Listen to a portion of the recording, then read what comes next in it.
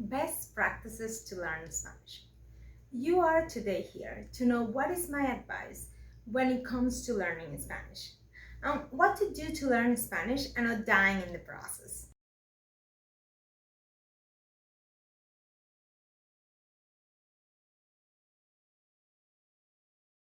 Why is it so difficult for some people to learn a new language? Why is it that people say that kids learn faster?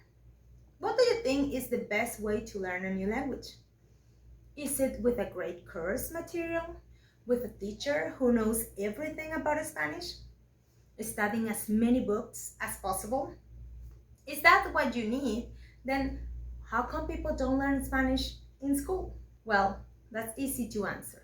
The method the school teach us to learn a new language is not effective. It includes learning a lot of grammar, too soon, too fast, and too complicated, which leads you to overthink and being afraid to make mistakes. Leaving that fact behind, I believe everybody can learn a new language, no matter their age. But there is something that you need.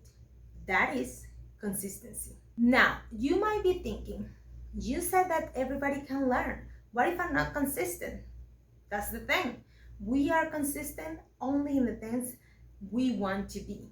Well, if I'm not consistent in learning in Spanish because Spanish is too boring for me. Learning a new language is never boring because the possibilities are endless. The truth is that there are many methods to learn Spanish, and I believe all of them work. They are just meant for different kind of people. What do I mean by this? We are like kids. We like things fun and easy.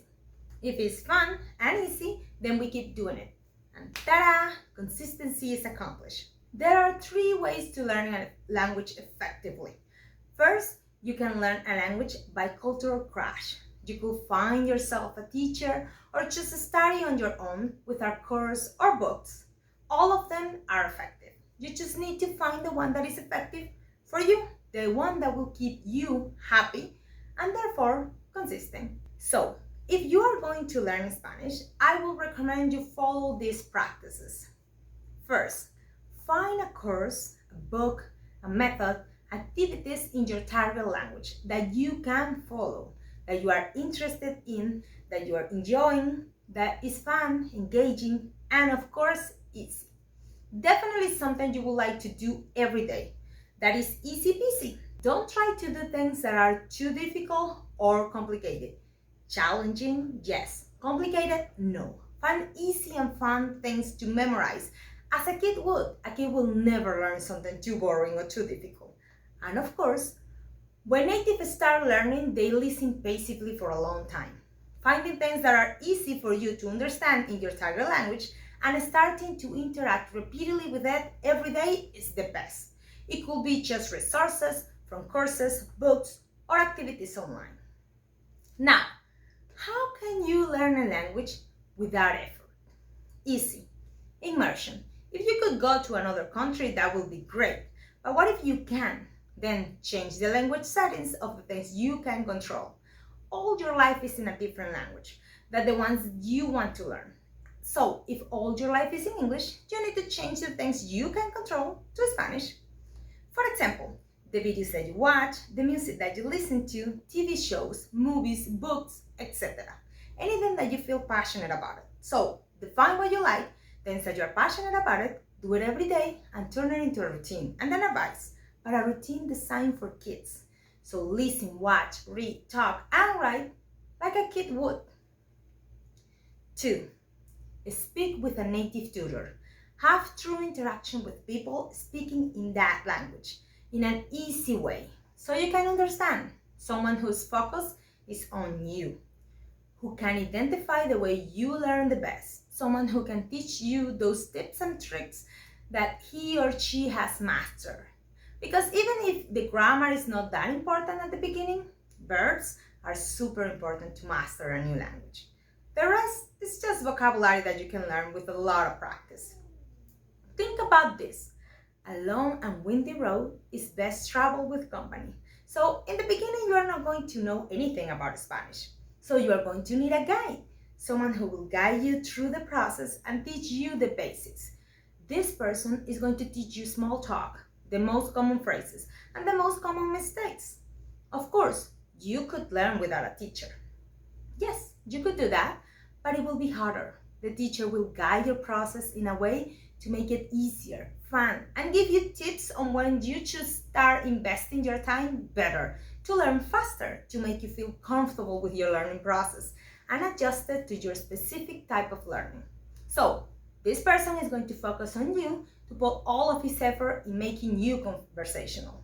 Sure, many people can learn without a teacher, and it's achievable, but it will take longer, it will be harder and slower. And yes, some people just need someone to make them accountable, to keep track of the things they are doing and what they should be doing next, to speak to them on their own level and know exactly how to help them achieve their goals. And when you are starting, the most important thing you need is someone to have the patience and willingness to motivate you to keep up. Number 3, keep track of your progress so you can feel accomplished and not stuck. Just remember not to go too fast or you will make a mess. Slow learners are the best learners. Try to rush the process will only get you frustrated. People always ask me, how long will it take me to learn Spanish? I truly don't know. That just depends on you and the time you are truly compromised to invest. Think about this: to accomplish a basic level of Spanish, you need at least 480 hours of study. Now, if you study 1 hour every day, you will accomplish a basic level in 15 months. If you don't want to study Saturdays and Sundays because those are your day off, then you're going to study 1 hour from Monday to Friday. Well, then you are going to accomplish a basic level in 2 years. But let's assume you want to study 10 hours per day in anything. You're going to accomplish a basic level in 48 days. So, just depends on the time you're realistically investing. But to maintain sustainability, you must keep in mind the process is a marathon, not a sprint. It's better a steady growth that will give you your speedy gains. If you track your progress consistently, you will gain confidence, and this way you will be fluent. Because really, being fluent in a language that you are learning is just confidence when speaking. So, fake it till you make it. Number 4, use your visual memory. The truth is that visual memory is super powerful. Try to input your new language through engaging stories that make your imagination fly and that can give you context to the words you are learning. Just learning vocabulary is not enough. You need to focus on phrases or paragraphs. Listening passively can be powerful as long as it has some kind of context that allows you to connect the words in your mind and then remember how to use them. You need to remember that the first thing you need is to follow a pattern of learning. First, you absorb content. Then, you repeat that content. There are 2 ways to absorb and repeat content: listening and talking, reading and writing. Repeat the information, listening and repeat, read and repeat. That's how kids learn natively. They just repeat what they listen to, listening and repeating.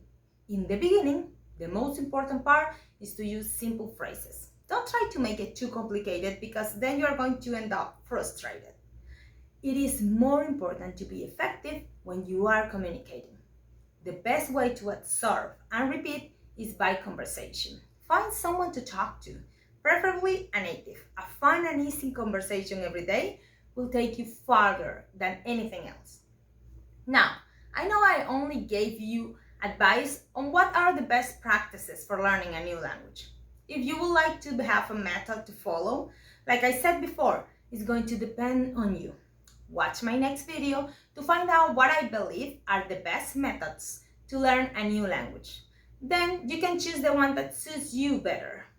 If you like the video and you want to keep listening to advices like this or practices to learn Spanish, don't forget to follow and subscribe and give a thumbs up if you really like this video, and I will see you in the next one. Adiós.